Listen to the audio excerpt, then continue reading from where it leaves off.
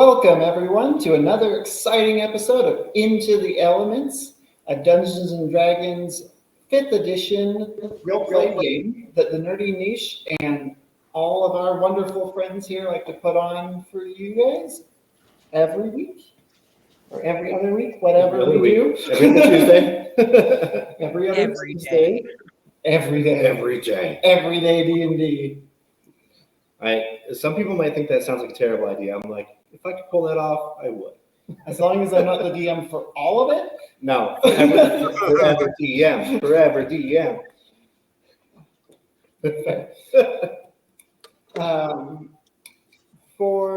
From kind of sad ending of our last episode, we're going to have Sonora pick up with a recap. Okay, well, last time my companions and I decided to take some leisure time on a beach, and Pal decided to go for a swim in the water.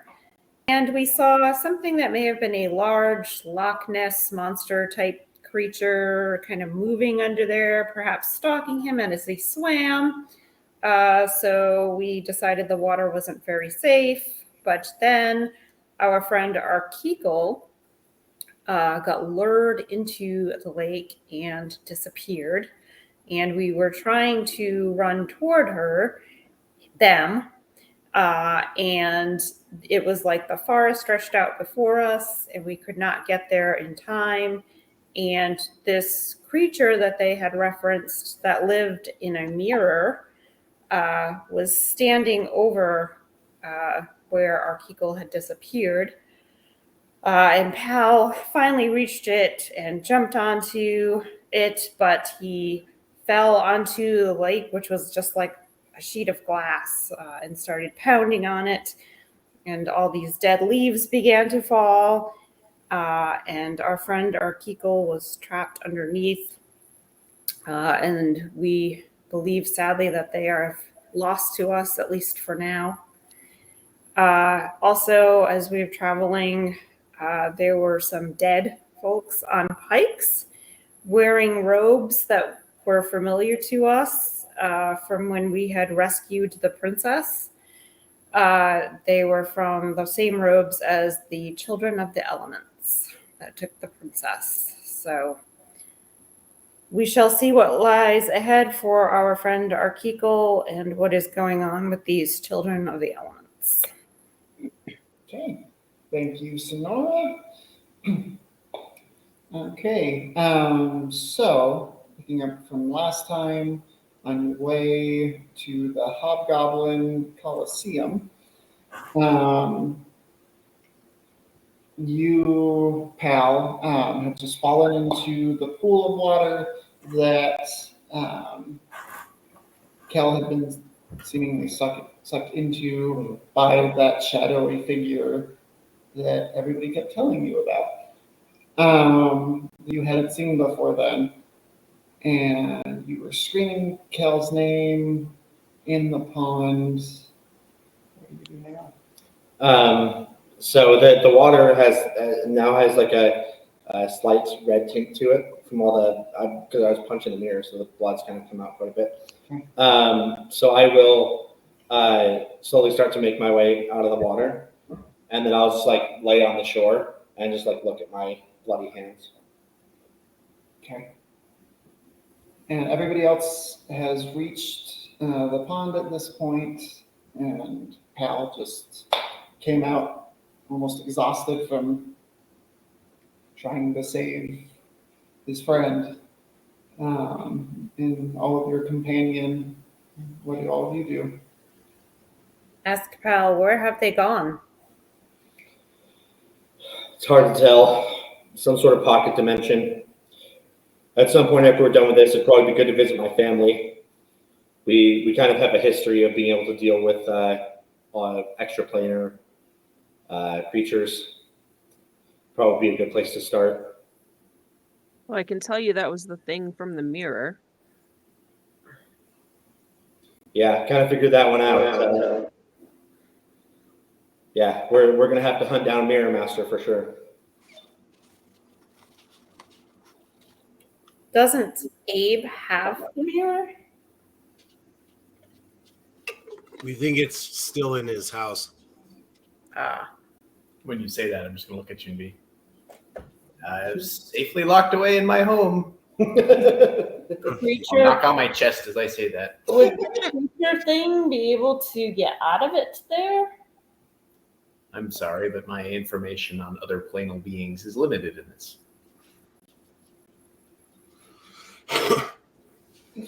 Though I will say I feel a sense of dread for your lost companion. I do know something of what it's like to be trapped on a plane of existence that is not your own. Like I said, my family's specialty for years has been dealing with extraplanar beings. So if anybody's going to know something about it, it's going to be my dad. Are you good at finding those things, pal? Do you have a sense for extraplanal beings? I have a few abilities that, well, let's say my family has made me specialize in. They must be very skilled. I'll turn and kind of start walking back to the caravan. Okay, you start walking back. By the way, when I get back there, I want to make sure that my friends haven't escaped their cell. Okay. I'd probably approach the water one more time and look down in it.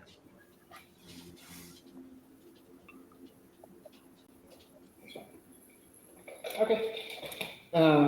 You look down into the pool of reflection in front of you,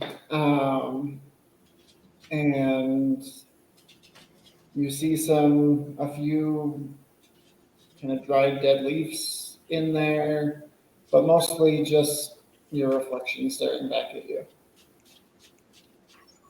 And then I would just say out loud, "We'll get you out of there."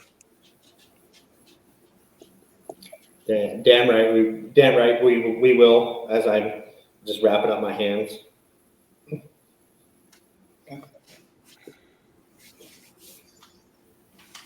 Okay. Everybody heading back to the cart now. Yeah. Okay. Yeah. Abe, you headed out first. Real quick, can I get everybody's passive perception again? 12. 11. We're a real perceptive bunch. Yeah. 13. It's too personal of a question. I'm not going to answer. 12. Well, okay.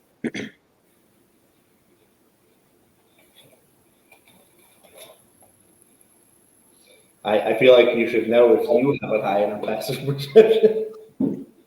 I have a 14. Okay, Amber with the highest. Yeah, let's see. Amber has the highest there.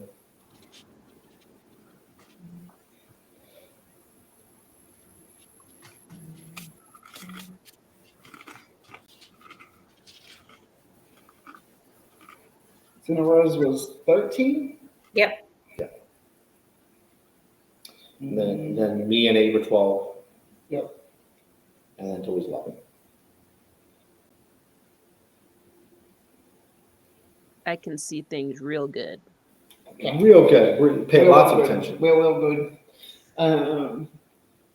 Perfect.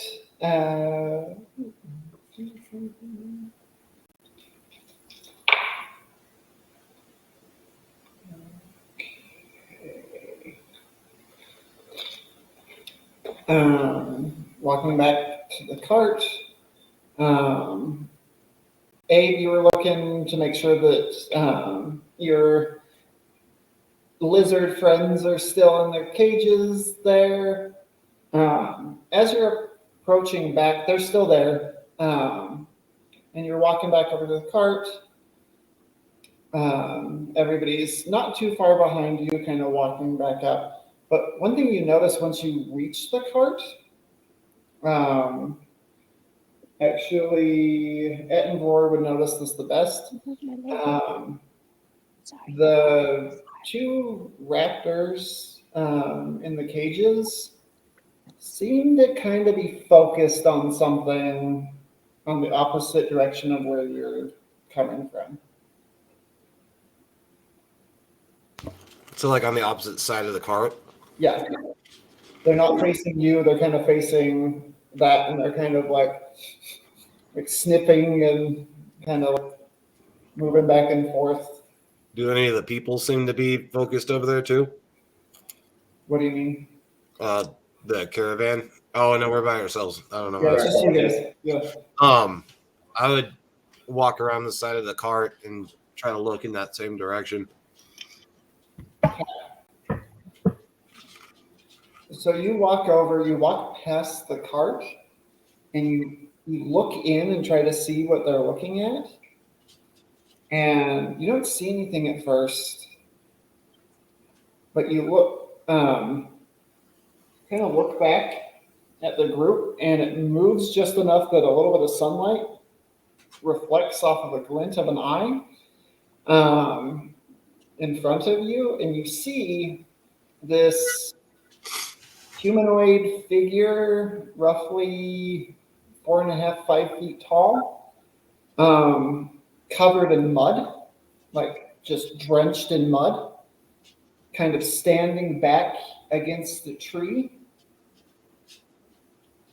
Okay. kind of clenching a spear to his side. Looks like we have a visitor. Right as you say that, his head kind of turns and he steps out. And right as he steps out, another one, and another one, and another one, and another one, and another one, and another, just every direction, and even filled in behind where all of you just walked into the cart. You are completely surrounded. Visitors. Huh? Visitors. Visitors. Yes. Yeah, okay. Can we make out what they are? As they step out, you have fought these before. These are hobgoblins, and they're all camouflaged.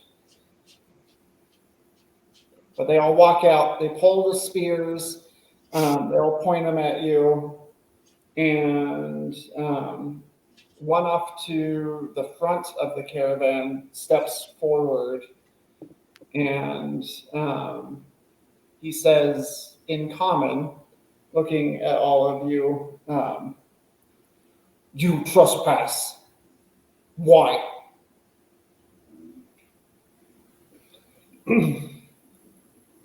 No answer? Then you die. We are trying to make our way into your lands. Obviously. Why? We're just looking for something, dude. Just let us come in and get the artifact we're looking for, and then we'll be on our way. You come to take from us? I mean, not from you directly.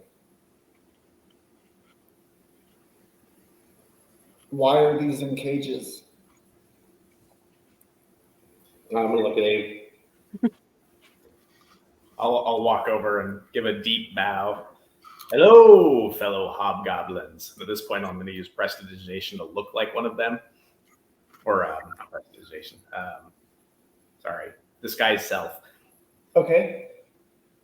So I'm going to try to look at them as a whole and see like who the biggest, baddest, meanest of them looks like, and kind of. So basically, I'm popping that as I'm walking around the cave.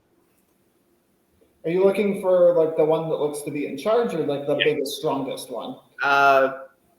No, just one that seems to be speaking. I don't want to be the biggest, strongest one. I don't want to fight.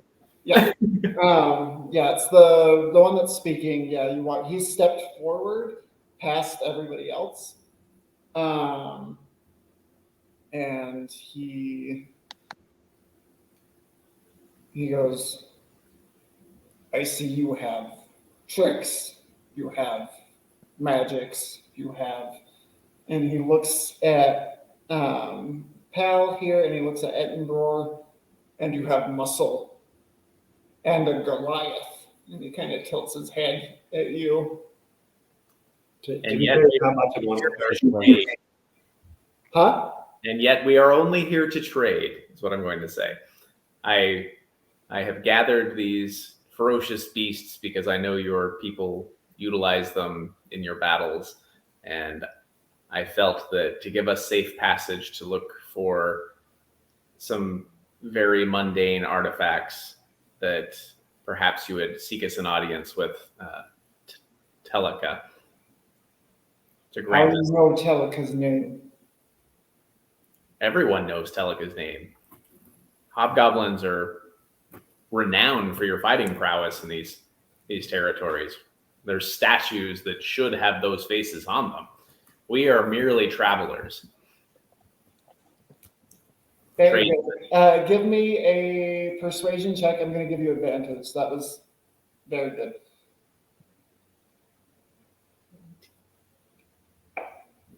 This one, 24. 25. 25. Teleka is a good leader. We will take you to him. You will not run. You will not stray from us, or you will perish. Understood.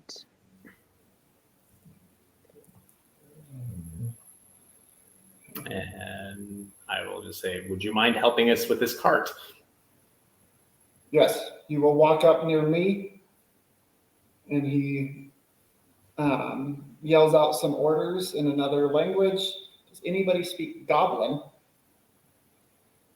Do you actually speak Goblin? Language I chose. I picked Celestial, and then I was just like, yeah, let's roll a die. And that's the one thing. Nice. It comes in handy. Apparently. It's a lesson to all you players out there. If you pick a random language, it might come in handy at some point. Guess so. I didn't think it would ever, but yeah. Well, you're fighting or dealing with hobgoblins. Yeah. I guess I should have thought about that when we said Hobgoblins, and I didn't. Yeah. So he basically just says, you four, lead the cart. Bring the prey. I'll say back to him in Goblin, good commander voice. He looks at you, very confused. You speak our language. Yeah. I mean, And he's saying that in Goblin. yeah, and I'll say, well, when I was going to college, I had to take a language credit. I kind of just, why not Goblin? I'm bored now. Me too. Starts going. I'm gonna, with all the hobgoblins around, just keep Squall on my shoulder instead of flying around. Okay. You all are surrounded this whole time. Nobody is actually with kind of the talk that had happened and everything. They're not spear point at you. They have their spears and they're walking with them, and they're fully encircled around you, but you're not being poked at or pushed or anything. They're just walking with you. Start walking for a while. It's kind of quiet. None of the hobgoblins are talking. They're just marching through. Always on edge, just kind of looking at their surroundings. Pal's just walking, eating Pal Puffs and just eating his feelings right now. Okay. Fair enough. Okay. I'm keeping a close eye on the leader and those around him. Okay, give me a perception check. Okay. Or an insight, depending on what you're looking for. Just to make sure we're not being led into our demise or anything. Okay, give me an insight check then.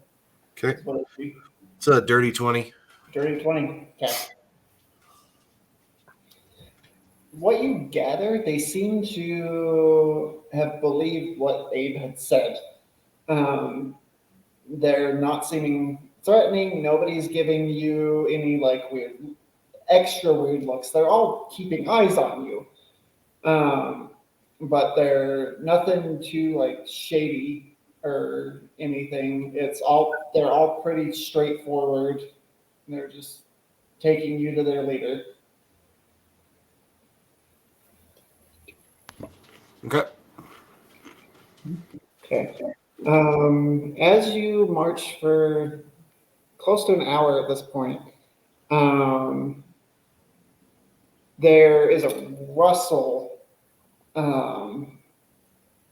in the jungle before you, and another hobgoblin comes running out towards everybody. Everybody pulls up their spears and looks at them. And goblin, which you would hear, it says, large thunder lizard.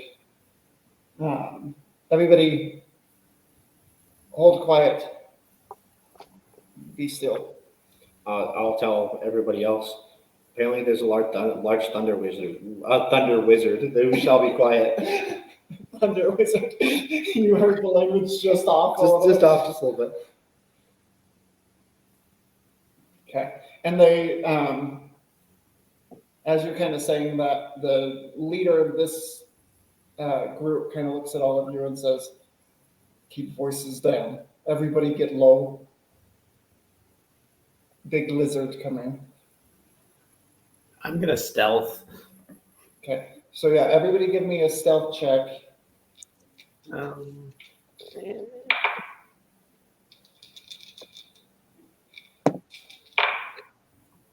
also gonna cast Without a Trace Nice. in the group. Are you gonna? Is it any number? It's masking you and your companions, so that's up to you. Let me see how it's worded. That saved me. I have a -1. Yeah, me too. Yeah, I rolled bad. I mean, I rolled pretty good even with disadvantage and a -1, but True. I just had Okay. Oh, I know why. Sorry. I got a 10 even with disadvantage and a -1. So Disadvantage. Oh, no, well, with his passive trace, yeah. Yeah. I naturally rolled a 10, which is pretty dang good for me. Okay. here. Sorry. I rolled a 3. Oh boy, yeah, everyone's gonna need it. But with pass without a trace, it's a 13. You get +10 from passive. Yeah. 26. Yeah, total 17. Yeah, I'll let you get pretty much this whole group if you want, including most of the hobgoblins. It's up to you though, 7, 20. because it doesn't have a number. It's just within 30 feet of you. Man. 8 plus 3. So I have a 31. And yeah, let's do all the goblins. Okay. I'm somehow better hidden than Edinburgh and Toolie. Yeah, a lot of them, like, it was seeming like they were getting a little nervous and they were kind of messing up a little bit, but that helped a lot. And you guys all kind of like hunker down into the brush. And they kind of cover you guys a bit, like any like shiny things like you. I'm just like in a little like Metroid ball. Yeah, and they're all covered in mud and everything to kind of be quiet. And then they just kind of sit there in silence for about 30 seconds or so, and then you hear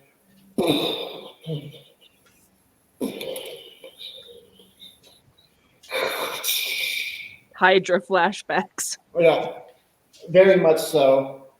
Wood cracking, footprints, or yeah, foot stomps kind of hitting. I'm gonna cuddle my little stuffed owl bear that I got. And you hear, oh, that was really bad. Sound effects. A sound effect of a T-Rex. Ooh, I wonder if I can have sound effects. I'm gonna figure that out. Yeah, there you go. Cover me up if you can. Yeah. Well, if I see anybody like particularly struggling, like being obvious, I can just let me know. Okay. Somebody starts to like kind of almost look like they're about to run, like one of the hobgoblins. Is he near me? Yeah, he's pretty close to you. Okay, I'm gonna touch him on the shoulder Kind of like looks back at you. and I look like a goblin still. Uh-huh. So I'm gonna touch him on the shoulder and just say, "Steady yourself in the mud," and give him a bardic inspiration. Okay. And he will use that. What is your bardic inspiration die? +6, I think. Let me double check. I think it might be higher now. It might be a I'm still at 6. Reach certain levels. Oh, it's a D8 at 5th level. So a D8, and also it's auto success basically. Well, no, I shouldn't say that. He doesn't use it if he fails the check. Okay. Yeah, that helped. It kind of kept him calm, kept it go, everything going fine. And then all of a sudden, a bunch of the trees kind of break in front of you. And you see this massive lizard figure coming through with 2 large legs down and then 2 smaller hands or legs or limbs up, giant, massive head, towering T-Rex. I'm sorry. I'm going to ask a question real quick before this goes south on me. When we did the Pass Without a Trace, I'm assuming the cart's still visible with the things in it, right? Yes, it is. Okay, so I don't want to backtrack, but I want to cast darkness on the cart. Okay. So I'm basically just trying to be as stealthy as possible at this point. Are both of those concentration spells, though? That's a good point. Pass Without a Trace is. Let me just see what darkness is.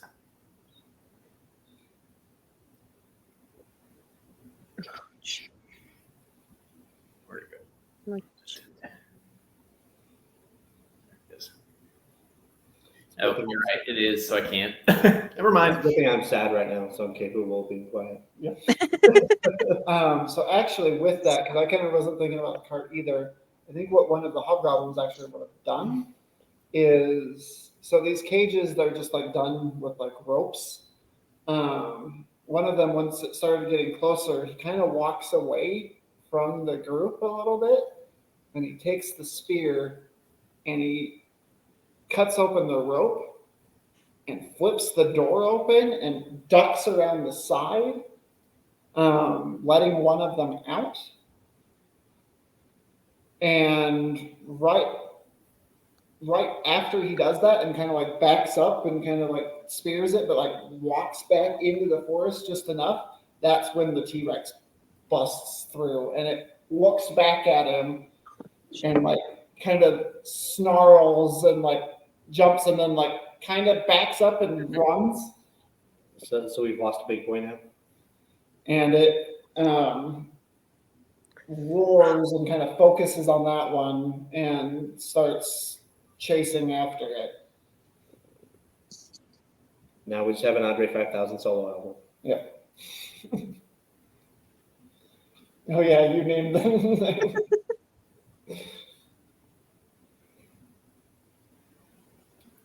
But it's chasing them for now. Like it doesn't have to go too far. It just like runs over, rips into the raptor, and all of the hobgoblins start getting up to start moving. What does everybody do? Whisper to the leader right off the bat. I do not appreciate using such sneaky tactics, but sometimes they help in a jam. So please do not judge me for this. But I believe it will make our passage a little easier. Do what you must. I'm gonna follow the lead of the people who live here and know what they're doing. Okay. Yeah, I'll probably just stick with them too. I'm just watching down that path the T-Rex went. Okay. Huh? I was just saying I would just walk it or watch as I walk past. Yeah, I'm gonna try to follow everybody else too. Okay. So what were you doing, Abe? I just wanted to basically tell the leader that I didn't like using sneaky tactics, but then following along. I do want to make sure the cart's coming with us, though. Yeah. They grabbed the cart and they're pulling it because that's what they were supposed to be doing before.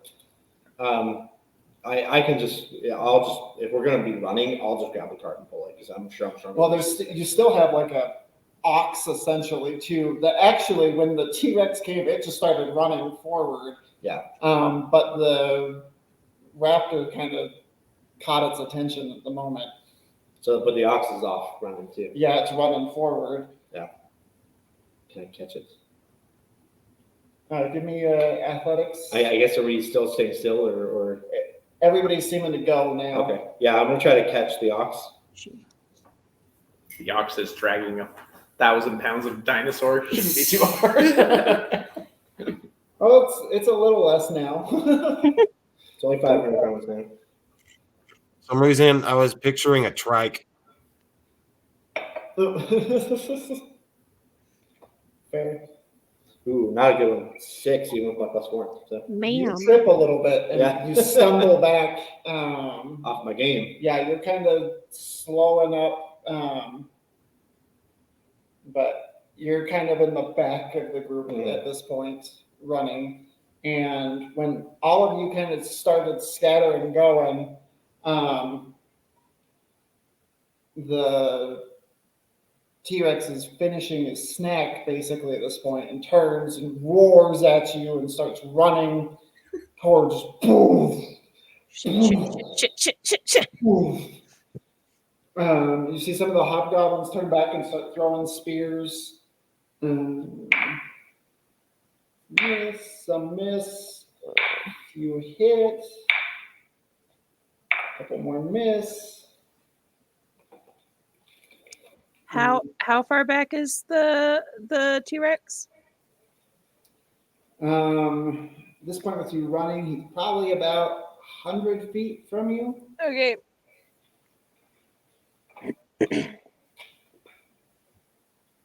Cannot do that then. Okay. What does everybody want to do? If you want, I can put this into an initiative or. Well, first thing I'm going to do, how close am I to Toolie? You'd be, you're a little farther back, so you're probably 15, 20 feet behind Toolie. Okay. So first thing I'm going to do is I'm going to cast Shield of Faith on her. Okay. So for the next 10 minutes, you have +2 to your AC. Cool. Helpful. Okay. And actually, I'm going to make this a skill challenge. So let's have everybody, and it can turn into a combat if you decide to go that way. But Hey, back up. What are we fighting? Thought we were running away. We are running away. yeah, I'm doing it as a skill challenge. So I'm having everybody roll initiative, and then I'm going to. Against what, though? I just missed something. No, all I did was give Toolie extra defense just in case it gets to her. It's just the T-Rex is chasing you now. Oh, I thought it T-Rex was is chasing chasing the us. dino. Okay. Yeah, Oh, it finished its snack, and now it's chasing you. Sorry if that didn't come through clear. So initiative then? Yeah.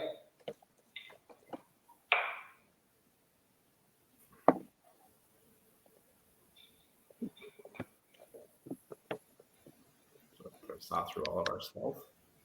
Apparently. Well, everybody started running. I'm going to be a pretty obvious target. So 8.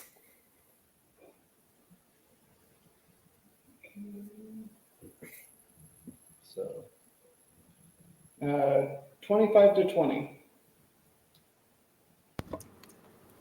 I rolled a nat 20, but I got a negative. Okay. So 19 to 15. 19 to 15. 19. 18.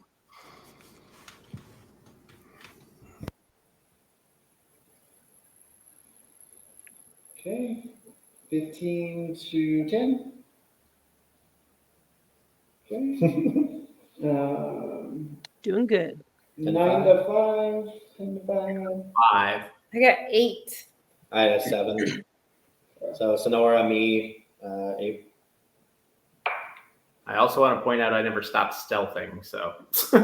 Okay, yeah, we can do that as part of it. A lot of the hobgoblins started running, and then so that's part of the skill challenge, is depending on how everybody's dealing with this running. Gotta say, it's not my strong suit, so.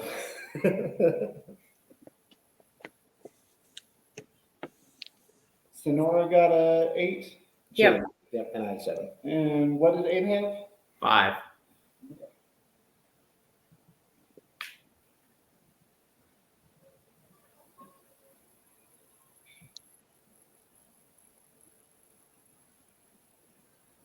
I haven't got any 1s yet, so that's pleasant. But so far, these dice not rolling super great. Okay. So the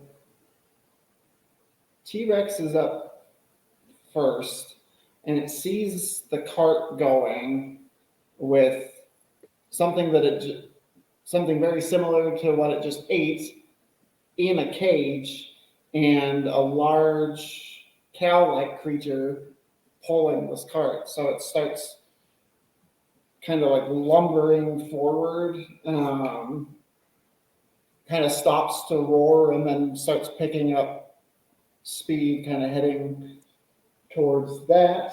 So that's going to be its first turn. Ettenroar, what are you doing?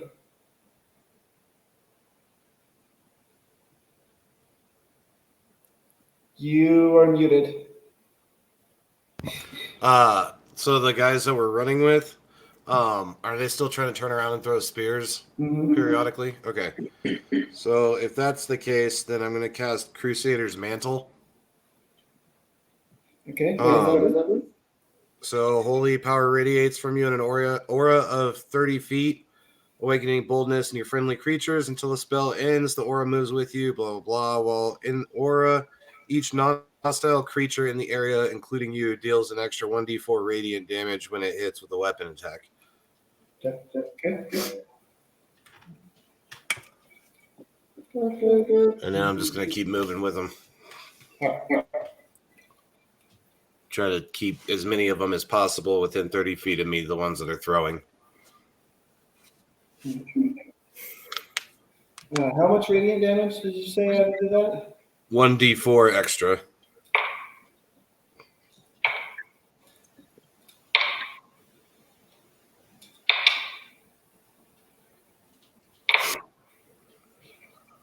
Okay, yeah, they're some of the javelins are like hitting in, sticking, and they're starting to have a glow with them as they hit, and it's starting to get a little annoyed, but it keeps going.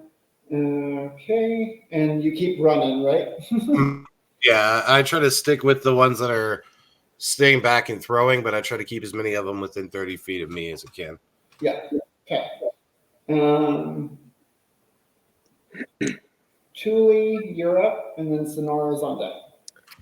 So it's gotten closer than 100 feet because it came closer, right? Yeah, Is it like 60 feet away? it's just about 60 feet away. Okay.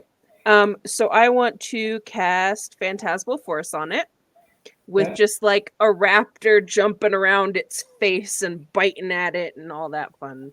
Okay, yeah, that's good. What's the...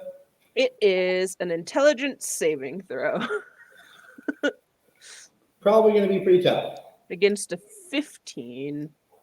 What, you don't think a giant dinosaur is super intelligent? I think What it's you real actually- smart. What we actually notice is that it's wearing glasses, so clearly it's very smart.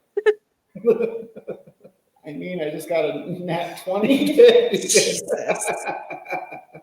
God damn with it. a -4. That is a 16. It still passes. Yeah, that's so in canon now. This thing is wearing glasses. It's It's really a very well educated T-Rex. Okay. I got a big hairy neurons. So when that doesn't work, I'm just gonna book it. Yeah. Good play though. Yeah. But yeah, just didn't quite land. That's fine. Okay. Stupid smart lizard. Yeah. Yeah, kind of like looks at something for a minute and shakes, and then it just keeps going. T-Rex is a PhD, man. Yeah, it slows it down slightly for like it stops running for a minute, kind of like does that and then shakes it off and moves. So you did slow it down a little bit, but not as much as you had hoped. Sick. And then Sonora, you're up. Pal, you're on deck. How far is this thing from me? Well, it just got slowed up a little. So 60 to 80 feet because you're in a running scenario. Okay, and it's running like forward, or everyone's just running amok chaotically. Kind of, yeah. Like some people are running straight down the path that you had been going. Some had like took off. Like a lot of the hobgoblins kind of scattered. Some stayed put and tried to hide. Yeah, it's kind of crazy right now. It is running towards the cart, which the cart is going down the path that it had been going down. Okay, and there are spears flying through the air as well. Yes. Okay, I'm going to retreat into my shell until.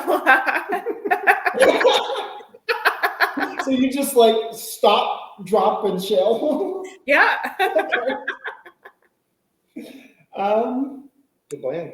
Yeah, that's good. Give me. This is gonna sound weird, but give me a stealth check to see Okay. if like that is enough to just make him stop thinking about you as well, because there's a lot running around. Does she still have her pass without a trace bonus? Yes, she would. Okay, then 27. Because I'm kind of figuring at that point she would have stopped about where you just kind of stayed and just like done that. What did you say you got? 27? It'll be 27 with the pass without trace. Nice. It steps right over you and just keeps going, and you're just in your shell. That adds to your AC too, right? Oh, does it? Just accidentally kicks you down. Red by chance? No, Let's my get you for shell, card my advantage. shell is not red. Blue?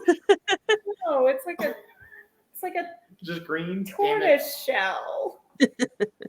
Thinking Mario Kart. I'm sorry, no. Yeah, I'm just gonna chill in my shell until things calm down a little bit. Okay, perfect. That's That a really was smart amazing, idea. Sonora.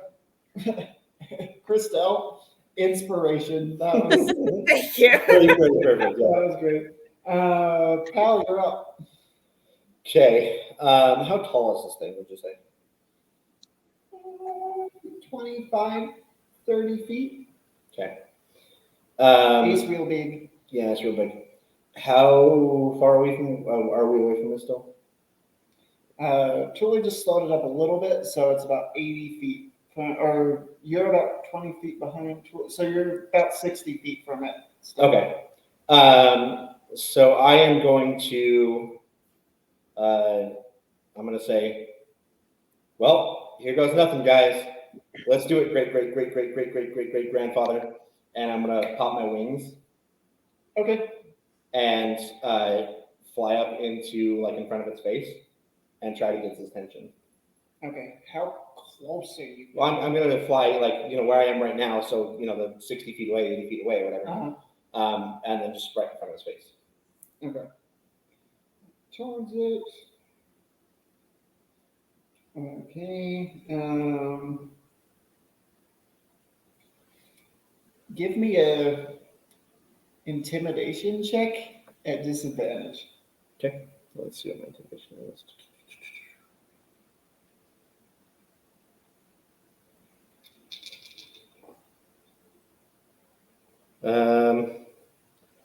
At disadvantage, that's a 12. 12.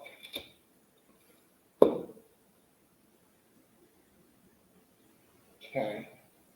It doesn't really slow down, but it does start kind of like looking at you. Mhm. And it's starting to kind of And you see drool start to drip out of its mouth as it's looking at you. Cool. And I'll just pull up my battle axe and say, "Come play with me, Barney." Okay. Perfect. Abe, you're up. Okay. I apologize in advance for this question. Do I happen to know the sound of a mating call of a T-Rex?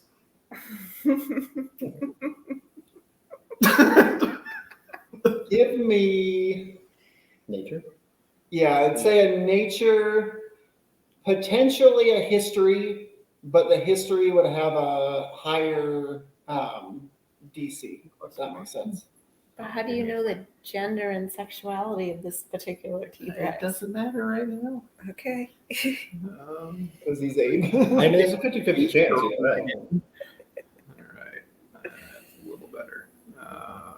13. And did you do nature? My +1. Huh? Did you do nature? Yeah. Okay. I mean, I can do the other one if you want. You want a history instead? Well, no, I was just saying, like, nature was a lower DC and Okay. history was a higher. Oh, yeah. Nature was 13. You have studied some of this at a time. It was a while ago. You think you might know the right sound, Okay. but you're a little rusty with it. Well, my best guess of what that might be. Wherever I'm assuming I'm stealth kind of off the side of the path at this point. So wherever I'm at, like 30 feet further into the jungle away from me, I'm gonna cast the cantrip Minor Illusion and make it as loud and as possible of that mating call. I figure this thing's already eaten, so we got one half of the equation of their mind covered. So this will be the other half, hopefully. There you go. So I'm gonna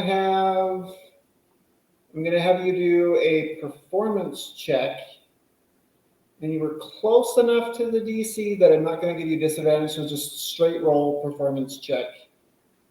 Okay. +1, 29. 29.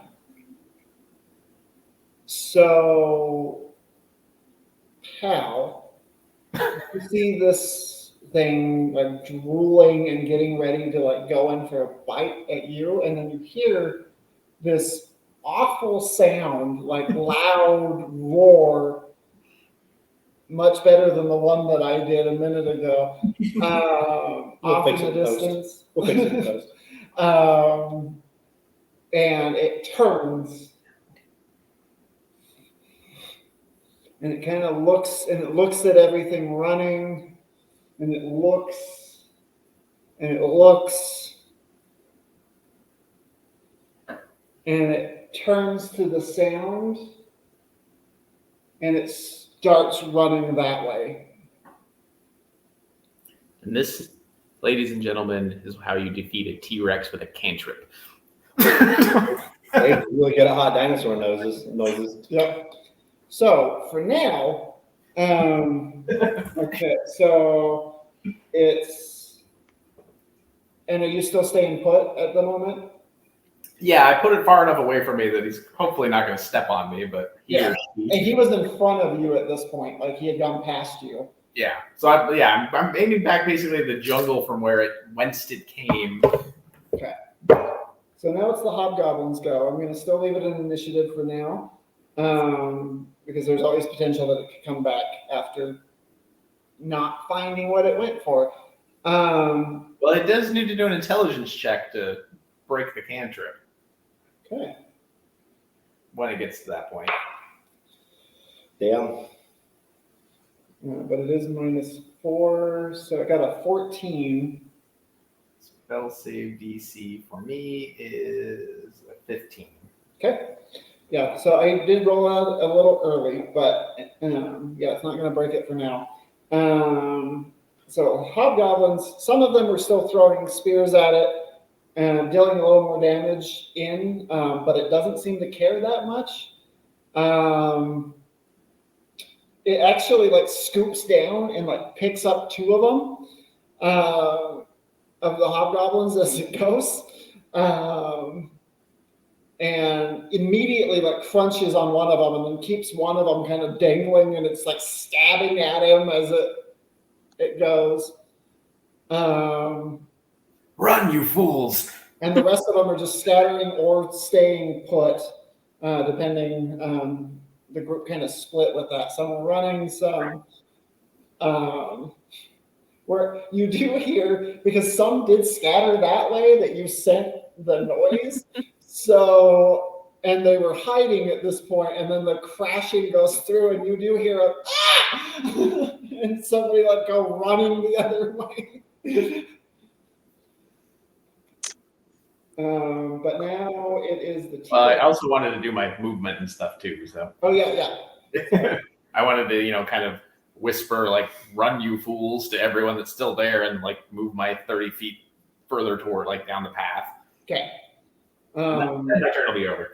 Perfect. You keep going. The cart keeps moving. Most of the hobgoblins keep going. You do see a few more run back into the path at this point from where they were hiding. T-Rexes go. It's barreling through the jungle, and it goes at full speed and just like searching, and and then you start hearing it roaring out like it's looking for this figure. But that's its turn. So good job there, Abe. And then Edinburgh, you're up.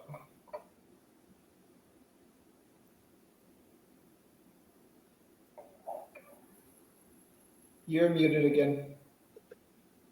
After seeing this thing take off into the woods, the group I was sticking with, I'm like, time to move now. And I just dash and hope they're going with me. Okay. Full sprint. Toolie, it's your Trying go. to stay within 30 feet of the guys that we're throwing, though. Okay. Sounds good. Yeah, they stop throwing at this point and just keep running. Yeah, the ones that were, though, I'm trying to stick with them just in case. Yeah. Okay. Yeah, I'm gonna also just keep moving with the group down the path. Okay. Perfect. Whose turn is it? And then Sonora's, and then Pal, you're on deck after. All right. Well, if I hear that things are a little calmer out, I'll peek out of my shell, and then if I see that things have been moving along and I don't see the T-Rex or any spears flying through the air, I will move my 35 feet down the path. Yeah, right as you peek your head out, you hear from a run, you fools. Okay. Well, I will do that and move my 35 feet. Okay. You can dash as well as your action, which is double your speed. Okay. It'll break your stealth though. Oh, it'll break my stealth. Yeah, it will. Well, I don't see the T-Rex anywhere around. Well, it'll break it the stealth permanently Until you re-stealth, yeah. until I re-stealth. I might just stay stealthed for now and move my 35 feet. Fair enough. Okay, perfect. Pal, you're up. So is there anybody lagging behind that looks like they're getting a little too close to this thing? There's Of the group anyway. of the group. Yeah, I don't care about the hobgoblin. Sonora's the farthest back, Okay.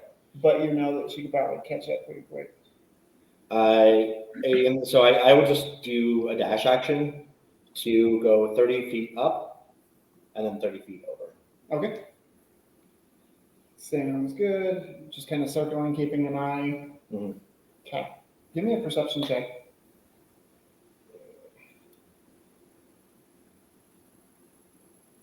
They always ask for the skills. I don't know the numbers of. Be ready for all the skills. All the At skills. all the times. 19. 19. Okay. Yeah, you see where it's gone, and it's kind of searching now and like sniffing and looking a little confused. And everybody's going away from it. Okay. And then you done? Yep. Abe, you're up. I'll do the sound again. Like obviously I've moved forward, but I'm still keeping it at max range away from me, kind of moving parallel, just to keep him looking, and then I'll use my movement again. Okay. Sounds good. So you all hear it echoing similar but a little bit different cry off in the distance. Hobgoblins are all just moving on their turn, trying to get by this. And T-Rexes go. It's still, let's see, give it. Yep, it's just looking for this other one at this point. Cool.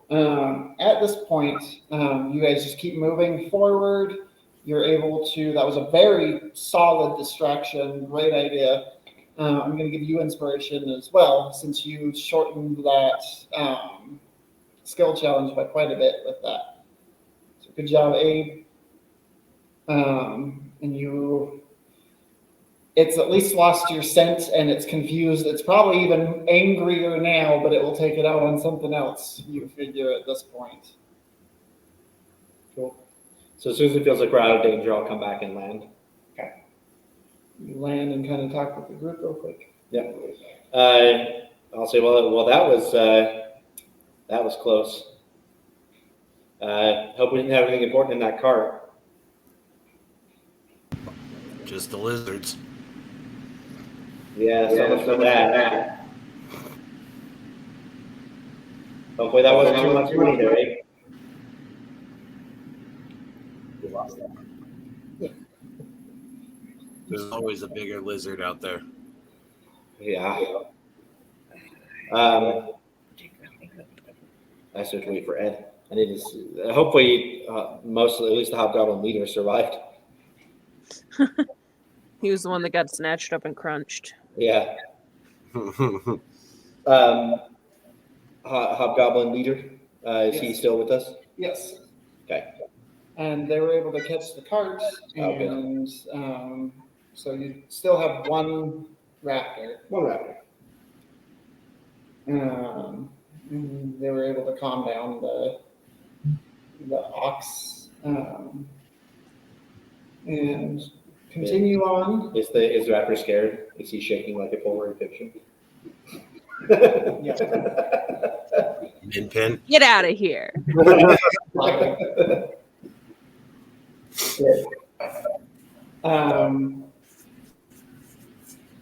So about another hour of travel after this, everybody's kind of calmed down. There's a couple less hobgoblins at this point. But you start approaching a large structure that's heavily covered in vines, and there's trees growing out at points, but it is a large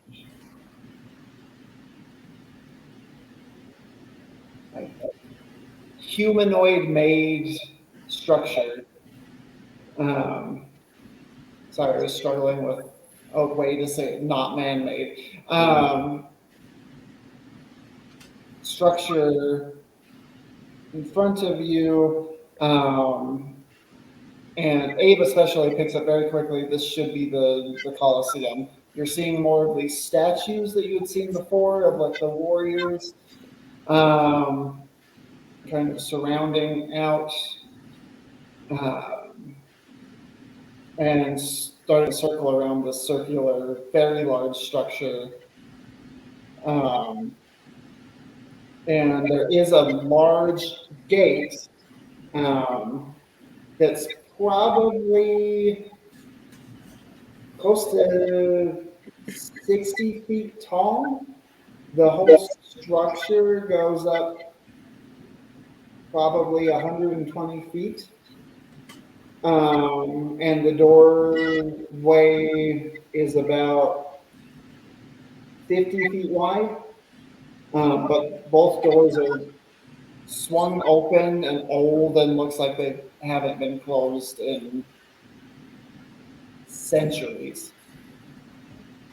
But there's also, as you're approaching, you're seeing more and more figures kind of looking over the top of the wall, figures moving around inside the Colosseum, and some starting to wrap out in front. It's also surrounded by spikes and stakes, some with warning signs, some just as a barrier circling around.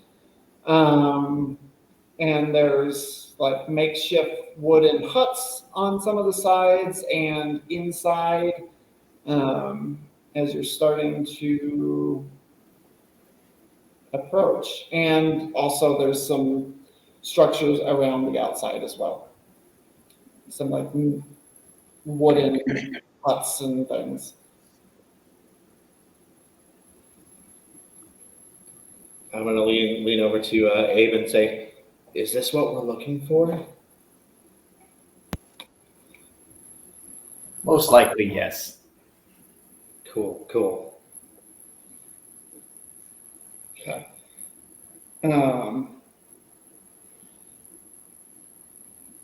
So the leader that's been with you, as he starts approaching, he yells out to one of the guards kind of on top of the wall that's looking, and he says in Goblin, "We have trespassers." I'm gonna say, "We talked about this. We're not trespassers." He kind of looks back up. "We have trespassers. Get Teleka." I'll say like just barely, in a very low breath, not trespassers. I will stab. Yeah, maybe later.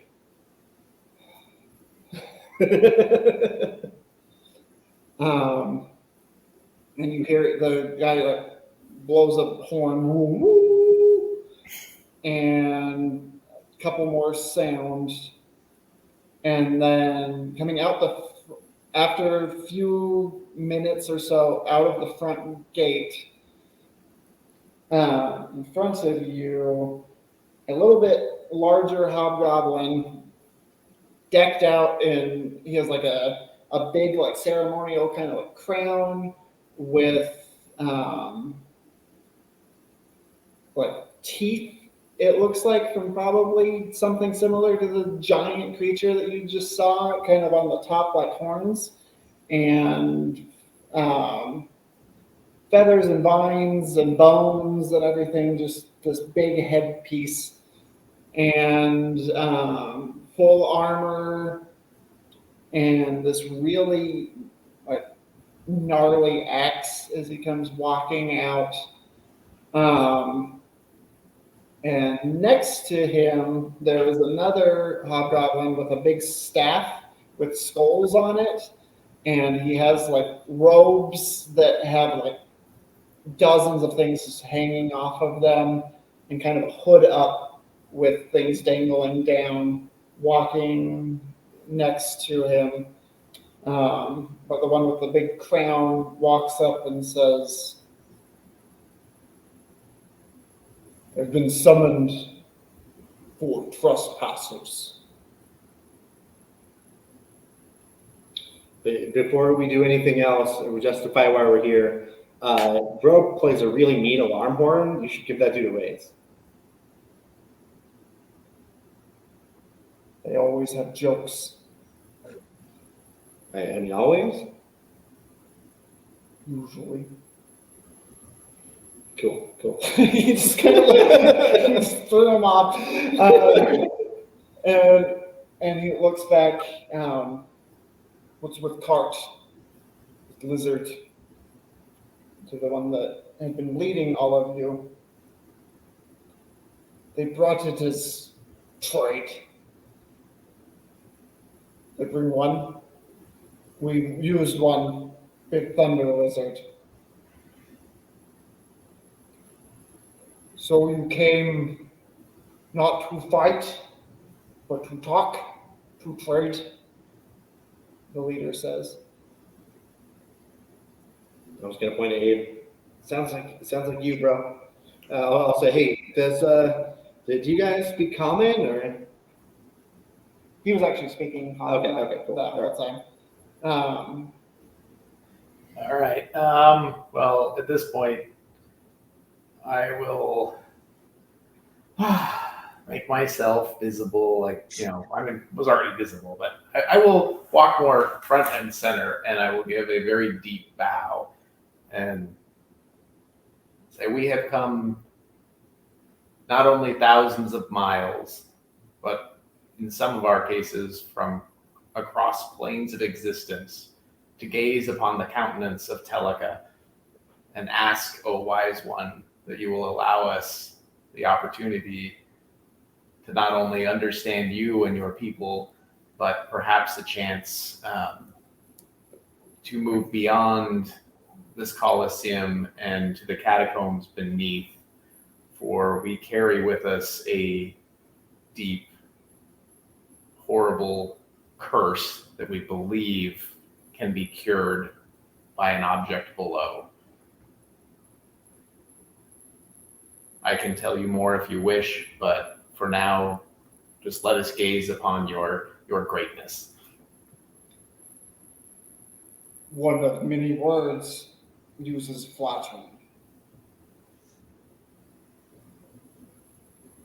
Actions speak much louder. You seek the treasures below. Many come here seeking this. And he points over at a head that has a mask on it. Do you come with them? We're actually completely against them. Yeah, those dudes sucked. You are not with the, was it spawn of elements? Yeah, no. No, we actually we wanted to kill those guys earlier. It was kind of cool you guys did that. Yeah. They are cowards. Spits on the ground. Yeah. Half ran. That sounds right. I don't like running. One in prison now. We merely learned of their existence when we arrived at this island. We have no friendship or love lost with them. Good. You gave gifts, I'm assuming for the Colosseum as a fight. Well, we wish to travel beneath it.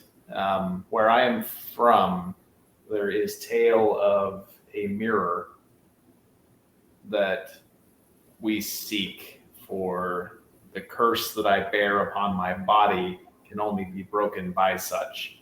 If You you bring wish a to curse see it, to my land. it only affects those who gaze upon it. It's not transmissible. What? Not transmissible. No. So that is one thing I'll say. That was the first time that Abe made a reference to it being on his person to the near the rest of you. I didn't notice. I assume he's making shit up. That's fair. That's also fair, yeah.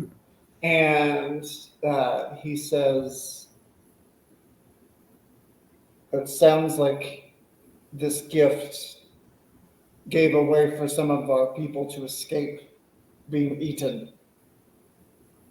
This is also true, and my condolences on your loss.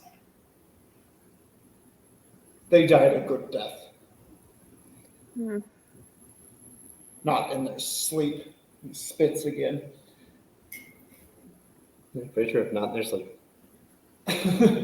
And in Goblin, the one next to him. All right, as soon as I start hearing somebody speak Goblin, I'm going to cast Speak Tongues on myself. There you go. Okay. Does it have? I'm not going to say anything. It allows me to understand any spoken language, and when I speak, anyone that can speak any language can understand me. Okay. Does it take any verbal or somatic?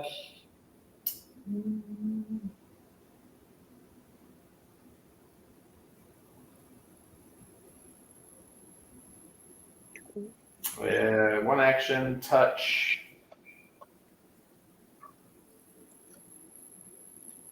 It would be like a S or a V or an M. Yeah, there's a V. There's a voice quality to it. Okay. And I'm just gonna, well, I don't have to say it loudly, but give me a stealth check for it. Because I know you are trying to do it subtly. yeah, I kind of wanted to cast it before we got into all this, but I didn't get a chance. So That's okay. In that case, that's fair. I didn't really give you a chance, so that's fine. I'd say at a point where like it was kind of louder or something, you just kind of did that. You could have done that. Or stealth if you want to do it that way. So I'm gonna actually say, knowing you, you would have done it when they sounded the horn. So that's fine. So you're able to understand this, and you understand this. The kind of hooded figure with the skull staff next to him says, "But my lord, why do you even listen to these outsiders? They're scum." There, and right when he says to say something again, he says back to him in Goblin, he says, "Hold your sniveling tongue. You're my advisor, not my mouthpiece." And then he turns back and he forgot his place, he says in common. With our now guests, he looks back, we will speak common for them. And then in common, you hear him go, "Yes, my lord." I'll just say that's super cool of you in Goblin. In Goblin? He says back to you in Goblin because you that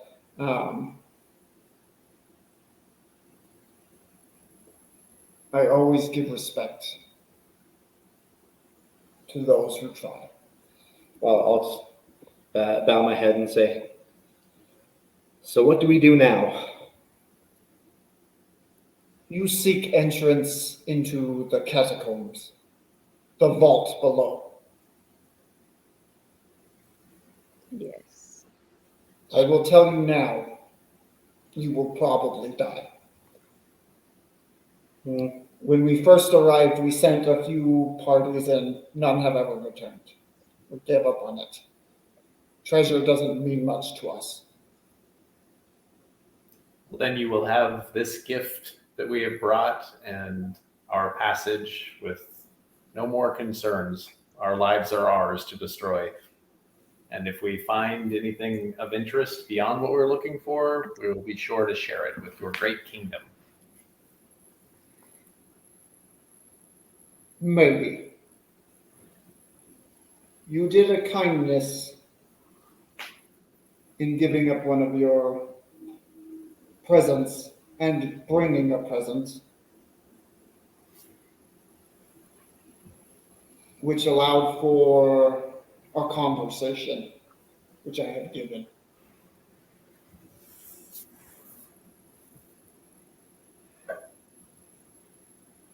I don't know how much you know about hobgoblins, about our people. We honor more than anything a good battle, a good fight. This is why we sought out this Colosseum. Biggest honor that you could do for me and for my people is to show your prowess in the Colosseum. Mortal Kombat. Yes. You are mortal, and it will be combat to the death. I'm just gonna whisper under my breath, I'm traveling with a bunch of morons. I would ask the guy to, with all due respect, sir, are you the one in charge of your troops? Yes, Is it I am common? chieftain. Is it common practice for them to flee like chickens with their heads cut off at the sign of a thunder lizard? Not all, but some. They will meet their fate in the 9 hells if they ran. Because what we saw back there showed that either those were just recruits that were just learning still. Did they all run, or did some fight? Some stayed and fought. Some ran in all sorts of directions. Not always the worst thing to run, depending on the foe. I'm going to whisper to Edinburgh. They can hear you. They're still here. That's okay. And you do look back, and some are daggers at you. I just look back at him and I still just keep going. I just tell you. So about this Mortal Kombat thing, who is the army that will be fighting here? Well, you could fight the army if you wanted to go in by yourselves, and then you would have to fight all. Just a common phrase. For a Colosseum match, there are, and he counts you over, there are 5 of you. So you will fight 5 of our warriors. Does that sound fair? Easy enough. What do you say, mouthpiece? Looking at you, Abe. Mouthpiece. Well, I would have believed that a gift in our passing into what seems to be certain death would have sufficed, but if you wish to bloody the great warriors that you have here, then that is your call as leader, Talika. Give me a persuasion check.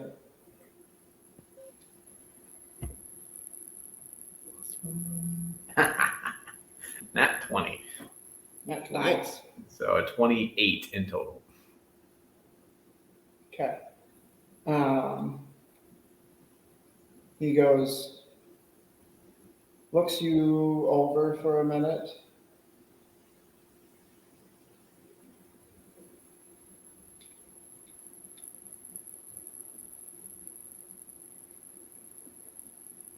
I always like a good match.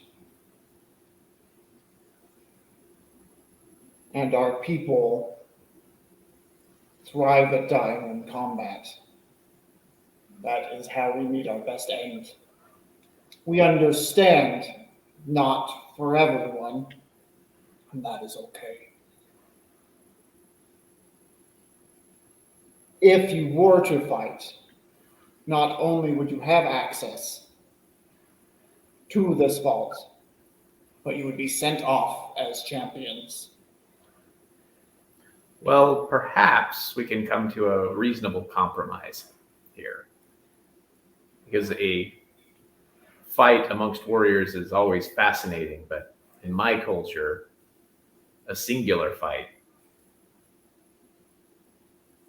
man versus man, to the blood, but not to the death, always seems to be more compelling. And I would gladly let one of my companions here step into the ring. Greatest warrior. Okay. He kind of nods towards you, and then the other figure says to him quietly, but in common, because he doesn't want to go against what he just said fully, and says, Um,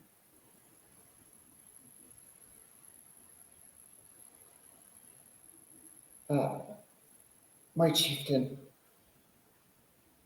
he's lacing his words with magic. He's trying to fool you.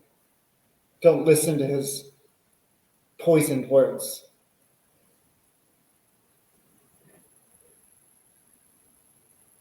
He kind of looks back at him and he says, "Did I not just say, hold your vile tongue? Fine. 1 verse 1. Who on your side do you pick? You choose, mouthpiece." I'm gonna turn around to these guys and say, I believe you guys. I'm paying you well. Are you not leader? One of you wants to fight the Hobgoblin. I'll just be like, I'll just look at Attenborough and it's like, it's either me or you, dude.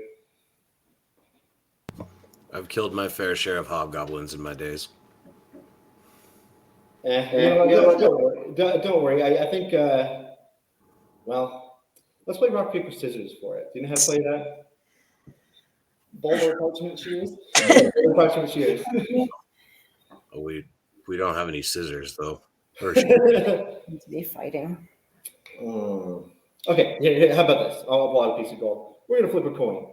And he is kind of looking over all of you and he goes, "We also understand that fighting prowess does not just mean brute strength. If one with magic skill would like to step up as well, that is fine, especially since our volunteer," and he looks back at his advisor, he says, "will apparently be Futik the Weird." And he goes, "Master, what is it? You won't stop talking, so I take that as you are volunteering. Am I wrong?" "Master, are you sure? You can do this, or you can be my new warning." And he points at an empty pike. Shit. "You fight, or you die dishonorably for not letting me speak for my people." Well, I guess you're in the conversation now, Julie. Oh, yeah. So Nora, anybody? Who else? Anybody want to throw in? I'm good.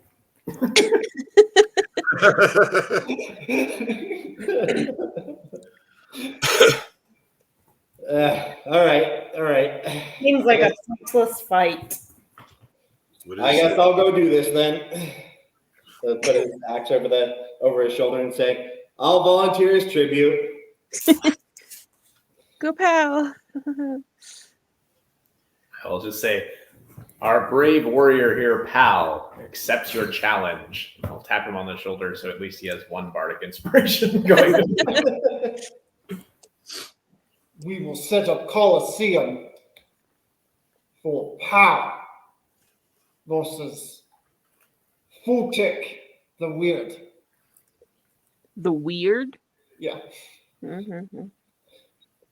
Now it will soon be Futik the Bludgeoned. "We will not fight tonight." Wow. Shit to do, buddy. "At dawn," and when he says at dawn, Futik looks at him and goes, in Goblin again, he says, "Why give advantage to the outsiders?" And he says back in Goblin very quickly, "Because you pissed me off." Have we not established I can understand everything you guys are saying still? He thinks he's wise. I was getting ready for a new advisor anyway. Okay. All right. Well, let's have a good fight tomorrow, bro. I think we'll have some fun. He just glares at you and turns and rushes off. Good luck. Tonight, we will feast. You will be our guests. Hell yeah. Come in. And he has everybody come in. And you notice part of why he chose to not do this match now is there are tables and huts and things set up in the center of the Colosseum for now. So they generally, it seems like they probably clear things out. But they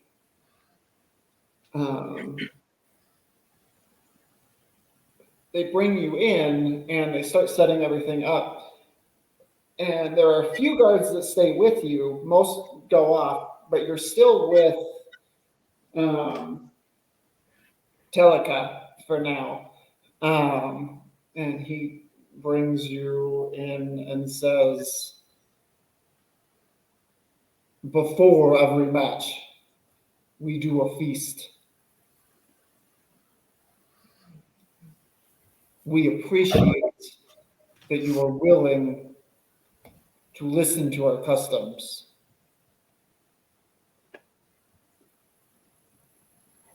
The last ones that came first snuck in and attacked at night while we were sleeping, lost some warriors that way, in a dishonorable way.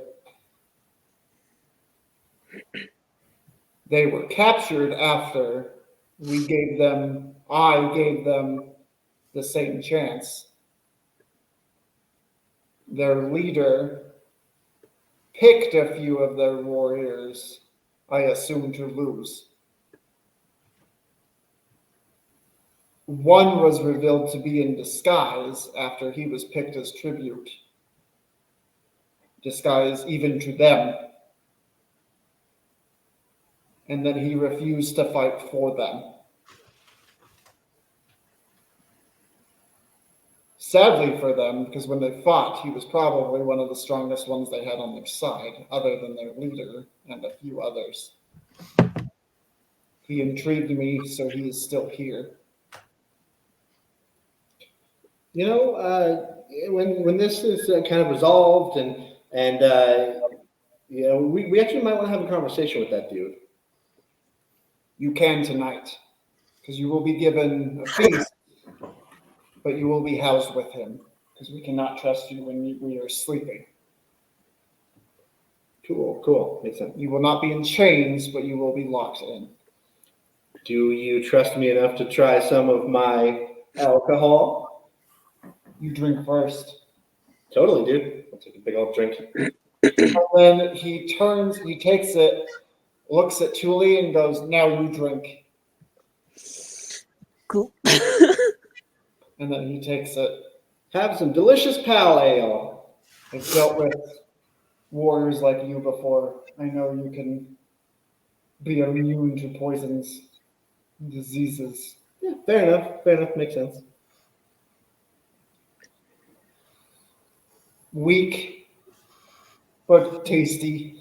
Yeah, you know, I try to make my brew a little bit friendly to everybody. You know, because trying to sell it, you want to reach the maximum audience. You will drink with us tonight. Hell yeah, man. You have a fight tomorrow, pal. What's that? Oh yeah, no, I'll take it easy. And I think Sonora can help out. She's helped me out before. Just I will Sonora remix. bailing you out every time you get drunk.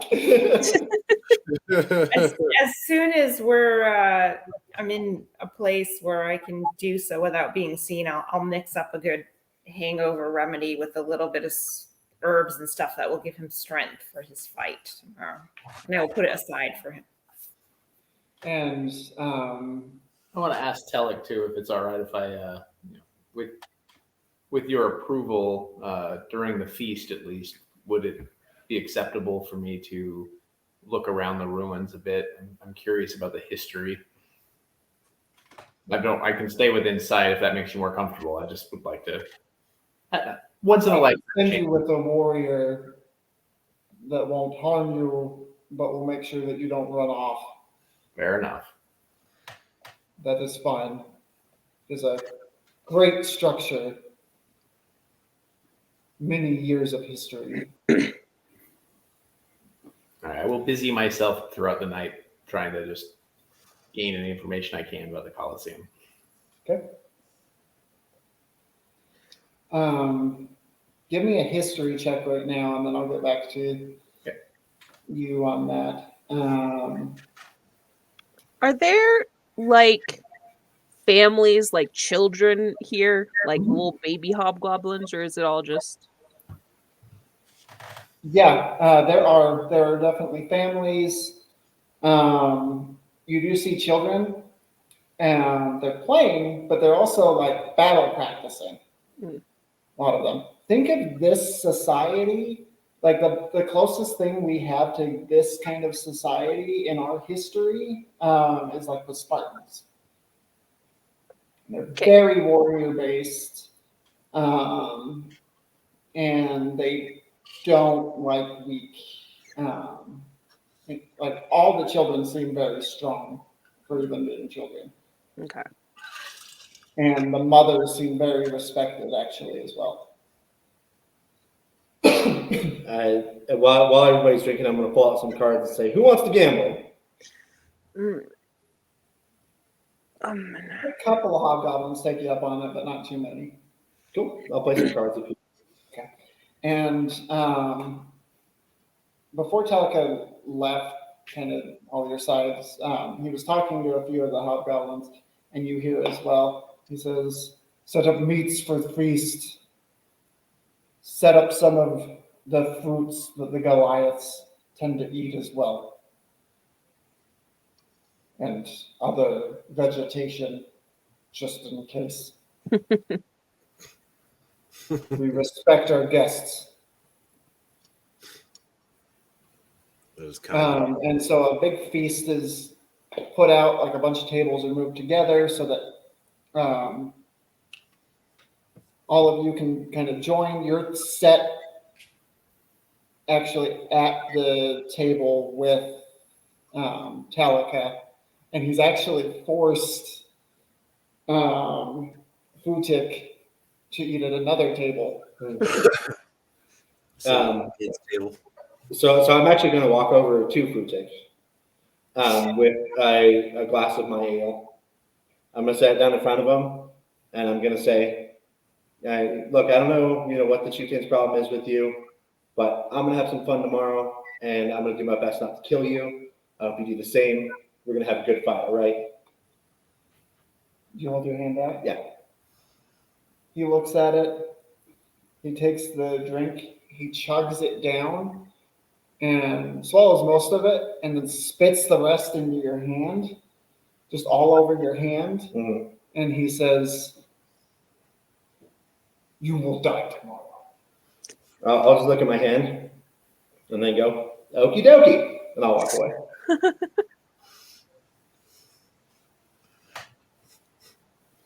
Okay. You all feast, drink very strong alcohol, and it tastes awful. Like there is not a good flavor to this at all. I like might flavor mine a little bit with prestidigitation. But it gets you messed up if you want to. But there are like salted and cooked meats. You're pretty sure this is dinosaur. And then there are lots of like tropical fruits and vegetables and just some like random like leaves and things just from like random different trees. Sonora, you would quickly pick up a couple of these that have been put out. Definitely poisonous. but not on like that they put it there on purpose to poison you, just that they probably don't eat the vegetation much.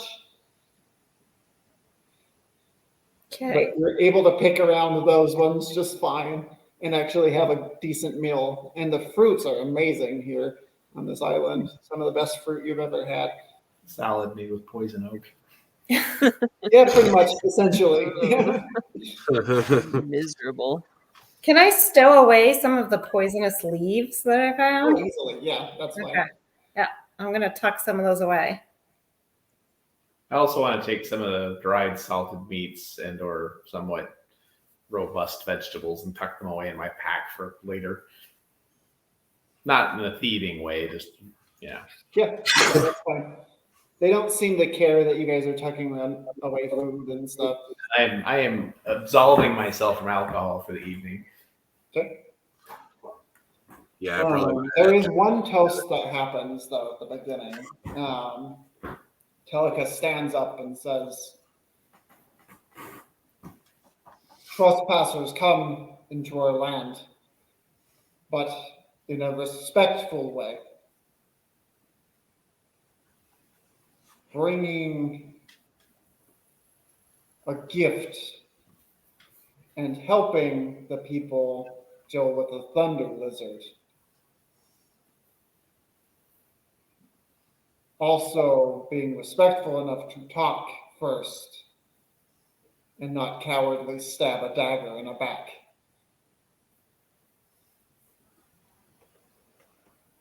They gave respect. Futik did not. This is how he volunteered. Boo, Futik. And a lot of them boo at him. He's actually mostly eating by himself. He does have a few people sitting with him, but seem to still respect him. Boo this man. And he says, "We drink to our visitors that are attempting the Vault of Death." Oh, that's a great name. Woohoo! Vault of Death! So we will honor them with their request for a one-on-one fight. It does not have to be to the death. As long as one gives up or can no longer fight. Tomorrow at dawn. So tonight, drink, get fat, celebrate, dance, do as you will. So And he holds up a drink. There's also like juices and water and stuff too. So I'm gonna play it up like I'm drinking a lot more than I actually am. Okay. I'm actually not drinking very much. Just kind of, nursing a beer or two, kind of But playing like playing like I'm getting drunk. Give me a performance check. 8. I plus 10 and I rolled a 1. So you're really like, guys, like I'm so drunk. Wasted. Ooh. Just like really over the top doing it. Can I use my inspiration to re-roll that? Yeah. Do you have I have an inspiration, yeah. which was it an inspiration Yeah, for me? from you, Yeah, yeah. you totally can. Okay, now we're better. That's a 23. Yeah. You're holding it fine and you're doing you're just talking and everything, but every now and then you add in like a slur and you kind of like drop a few like pieces of fruit off the table when you're talking and you're just kind of but you're able to just play it up like you have been drinking quite a bit and that you might be at a little bit of a disadvantage tomorrow. Okay. And you do notice that Futik is kind of keeping an eye on this with you. That's what I thought. But is there anything else that anybody would like to do at this dinner?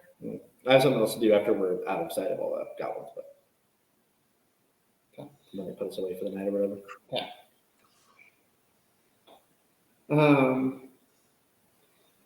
So once it's like midnight after all of you have been drinking, a group of them come over and say, "We're putting you in for the night. Will you walk with us? You drink with us, walk with us." Of course. So they lead you over to like a hut, a pretty big hut. And they tell you, "We will lock you in. We will not put you in a cage like the other inside." And they take you in. And as you all walk in, they walk back out, close the door, and you hear a latch on the outside. And then it does seem like some kind of stay somewhat close outside. So you're all in here. What were you going to do? So I'm just going to go to a corner and sit down and basically just try to commune with my great-great-great-great-grandfather. Okay. So you sit down, do that. So what would you like to do your commune? So I'll sit in the corner and then I'll say, "Great-great-great-great-great-great-great-great-grandfather Paylor, please give me strength to beat this punk ass and and put him down in your name. And yeah, let's go out there and let's go kick some ass together, right?" Give me a religion check. Also, while you're doing that roll, so Levi, you did a history check before. Abe, you did. As you were kind of reading up, what did you roll? Sorry, you were muted. Yeah. 17. 17. So kind of looking on the side, there's a whole mural over the side. Some parts have kind of degraded over time, but you're seeing warriors fighting different monsters, some fighting each other, different sizes of people, body structures, different things, all types of people, and always with like godlike figures up kind of above them and kind of behind watching. And you do find you read Celestial, right? Do I? I don't think so. Thought that was one that you had. Oh. Yeah, you gotta remember my. Okay, let me just check here. You had me do Abyssal last time, I believe. So Okay. it would be I would have Elvish, Common, and Abyssal written down. Okay. There is some of this in. Oh, wait, no, sorry, there it is. Abyssal and Celestial, yeah. So actually, there is some in both of those languages here. Essentially, what you get from this is that this Colosseum was for all the gods. Some their honored disciples and people that they created fight for them in honor, and for some,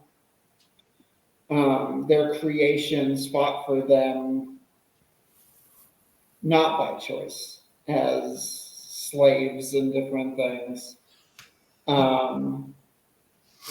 And there is a lot of stuff here that's kind of talking about the light and the dark fighting, and showing their true champions and their true warriors.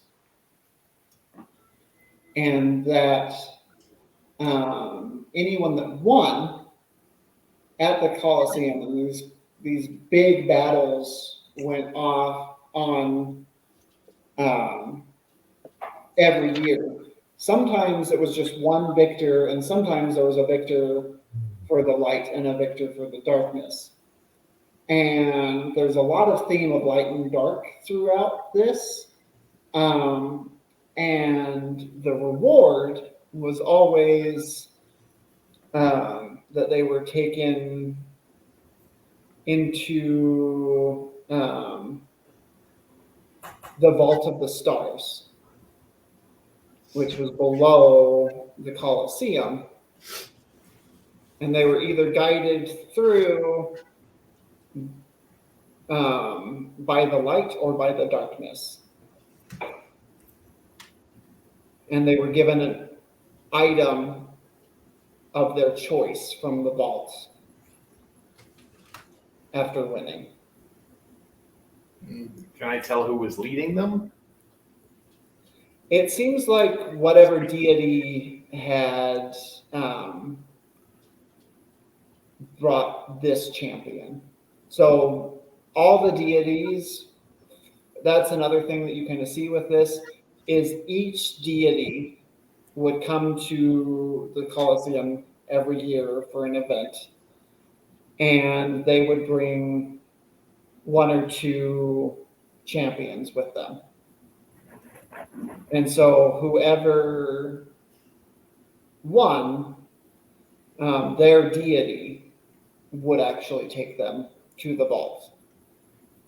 And also, another thing that you find in here is that in some cases, there have been people that the vault is also set up for, if it's not combat that people chose as the strongest thing, you could choose to fight your way through to the vault. And the vault itself would still allow for one thing to be taken, even if you went through not guided, if that makes sense. It's kind of a rough translation. But I rolled an 18. Okay. It seems like Paylor is on your side. You get a little bit of like a heavy belly chuckle. Cool. Am I ascertaining that it's like one item per person that gets there, or one item in total for if there's multiples? It's kind of hard to tell. Okay. Because it's usually one champion that goes in at a time.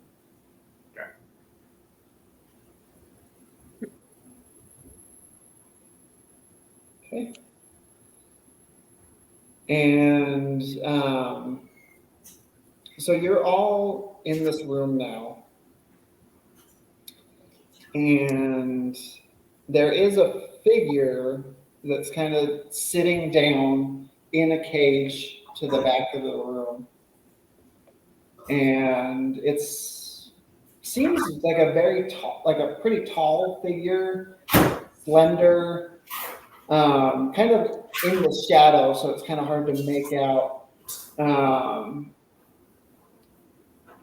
But he or they seem to have tall ears on the top of their head, kind of furred body. Mostly in like rags and stuff at this point. Just kind of sitting there.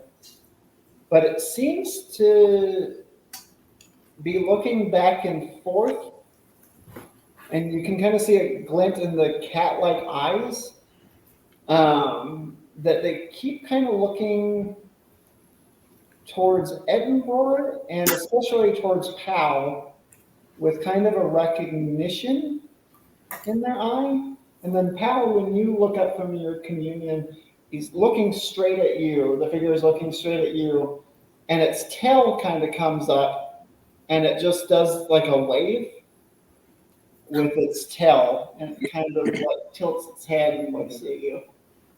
I'm gonna say, "Oh shit, it's Thief Kitty." And we'll pick up there next time on Into the Elements.